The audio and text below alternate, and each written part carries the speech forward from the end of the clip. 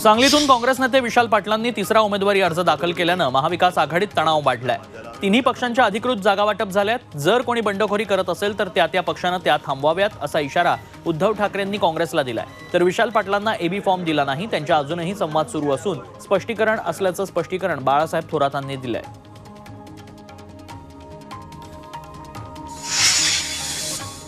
संजय राऊत सांगलीत आधीच गोंधळ घालून गेलेत अशी टीका काँग्रेस नेते विशाल पाटलांनी केली आहे।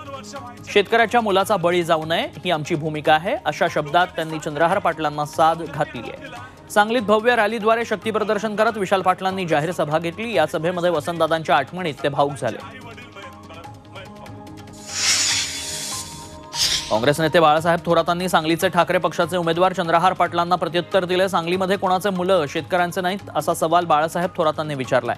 शेतकऱ्याचा मुलगा खासदार व्हायला नको हे काँग्रेसनं अमृत नोनी आर्थो प्लस ये एक प्रूवन फॉर्मूला है। इसमें मौजूद नोनी फल के गुण और आयुर्वेदिक जड़ी बूटियां शरीर को जरूरी पोषक तत्व देने के साथ साथ हड्डियों और जोड़ों के घिसने, उनमें होने वाले सूजन और दर्द को रोकने में मदद करता है। दर्द मुक्त जीवन के लिए अमृत नोनी आर्थो प्लस। उघडपणे सांगावं असं थेट आव्हानही चंद्रहार पाटलांनी केलं होतं। यावर बोलताना सांगलीतच सर्व मुलं शेतकऱ्यांची मुलं असल्याचं थोरात म्हणाले।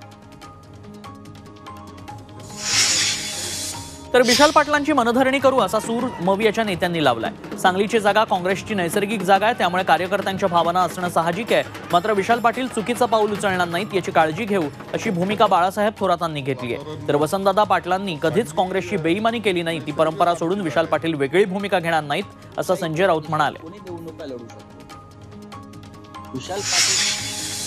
सातारामधून उदयनराजे भोसलेंना उमेदवारी जाहीर करण्यात आली आहे। साताऱ्याच्या जागेवर भाजपकडून उदयनराजेंना उमेदवारी देण्यात आली। उमेदवारी जाहीर झाल्यानंतर कोरेगावमध्ये फटाक्यांची आतिषबाजी करण्यात आली आहे। उदयनराजेंसमोर आता मवियाच्या शशिकांत शिंदेंचं आव्हान असणार आहे। दरम्यान भ्रष्टाचाराचा आरोप दाखवला तर फॉर्म भरणार नाही असं आव्हानही त्यांनी शशिकांत शिंदेंना केलंय।